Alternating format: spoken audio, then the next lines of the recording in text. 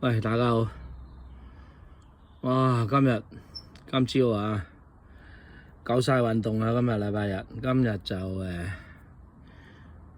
4月20，禮拜日啦。而家哇，仲係9點幾啦。哎呀，幾好太陽咁咪一早嚟啊！因為已經計劃好要剪啊，因為唔剪唔得啊，好密，因為咧。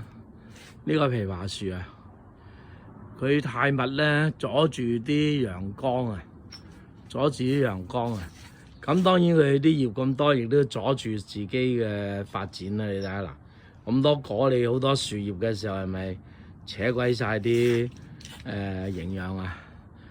哇！剪到我一條氣嗱，呢度一堆2堆，呢度已經裝滿一桶。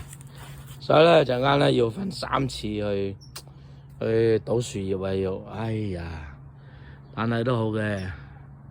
哇，今日幾好天氣啦，藍天，係嘛，冇雲。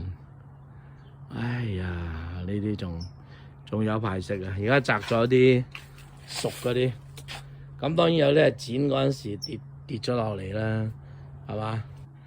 好，哎呀，咁咧就〜都好滿意，今日呢棵樹剪到光晒，夠晒光，係嘛？哇！啲陽光都好需要嘅，你睇下嗱，直射落啲草地啊嘛，同埋我種咗好多嘢啊嘛，係嘛？當然唔係我種嘅，其實我老婆種啫，我淋水嘅啫。有啲嗱，我仔呢棵仲好笑，呢棵嗰啲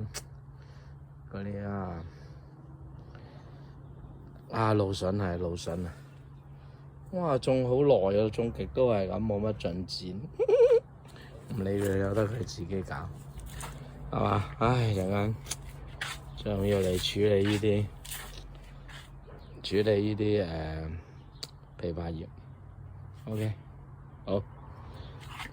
哎呀，陣間就可以嘆下呢啲枇杷。好，下次再見。